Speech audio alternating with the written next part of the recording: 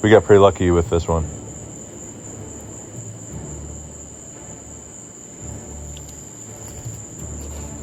Yeah, I apologize for the shaking. It's really hard to keep it still with being this close to a subject with ultra macro.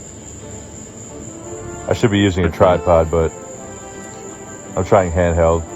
Normally for the show I'll be using a tripod. Try and keep it more steady.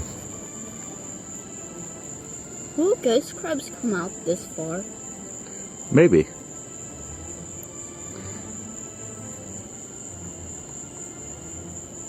Oh man. What?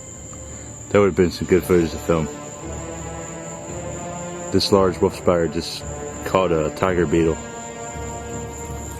Oh man. That would have been neat, wouldn't it?